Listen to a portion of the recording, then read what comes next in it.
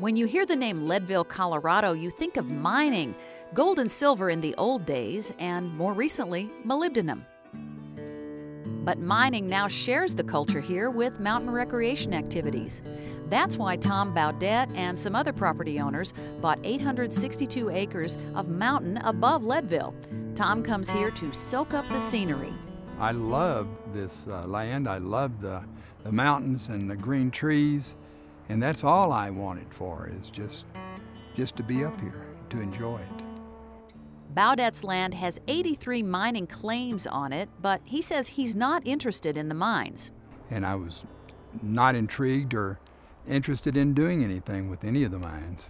Baudet would prefer some of the patented mining claims on his land were not discharging heavy metals into the headwaters of the Arkansas River.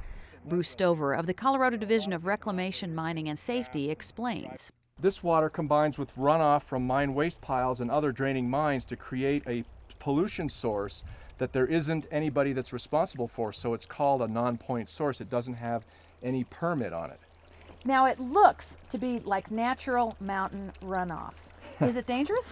It's very toxic. Because it's coming out of these mine workings, it's highly acidic, and so even though it's clear, it's got a lot of dissolved heavy metals in it, such as zinc, cadmium, lead, and copper. And those metals are transported by the water, and they kill fish, they harm the aquatic environment, and they continue to run on downstream and cause other environmental pollution problems. On another part of Baudet's land, DRMS and its reclamation partners addressed one of the problems associated with these old abandoned mines, moving the mine waste rock, which is also loaded with heavy metals, away from natural mountain drainage areas. In 2010, tons of mine waste was relocated to a hillside, put on a huge plastic liner, and then covered up, a technique nicknamed the Burrito. The idea is to keep the rain and snow melt from leaching metals from that waste rock. Landowner Baudet is pleased with this part of the remediation. The state has been absolutely wonderful, and they have really done a good job so far, but it sure would be nice if they could go to some other steps to clean up this water. We'll come back to Baudet's wish for water cleanup in a minute.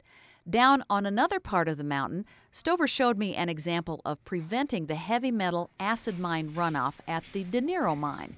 Rather than treat the water coming out of the mine, they plugged up the mine tunnel with a very, very big plug. Bruce, are we there yet? This is the end of the line. This is the bulkhead, or the plug, that's holding back all that mine water that used to run down this tunnel and get into the creek. This thing's 20 feet long, it's reinforced structural concrete, and it's holding over 300 feet of water pressure behind us. Wow. And this is a very successful example of this plugging technique. Back outside the tunnel, Stover explained how installing a plug and basically damming up the mountain works. It prevents the toxic chemical reaction that caused the pollution. We've reflooded the mine and displaced all the oxygen.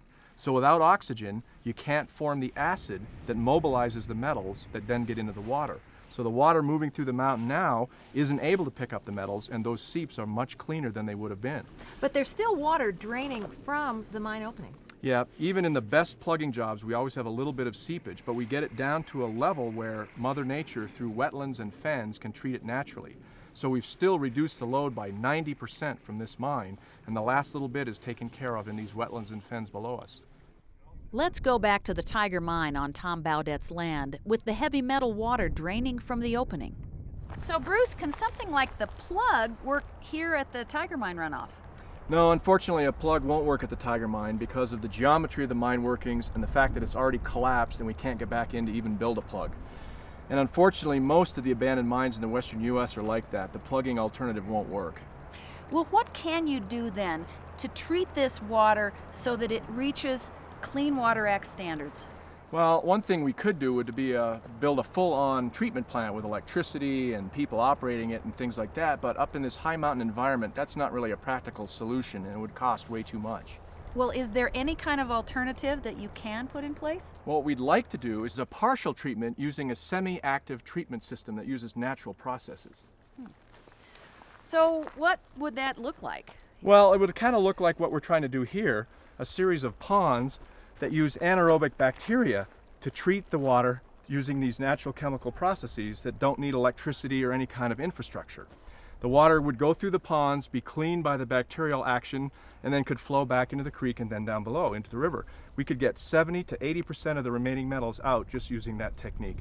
Well, clearly you have a workable solution, but you haven't done it yet. What's holding you back?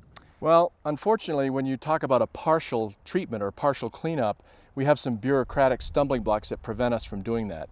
We either have to do a complete full treatment or no treatment at all. We can't do the partial. Even with those bureaucratic stumbling blocks, as he calls them, Stover and his teams of mine reclamation specialists continue to chip away at the hundreds of old mine sites that dot the Colorado landscape. For the Colorado Division of Reclamation, Mining, and Safety, I'm Helen Gray.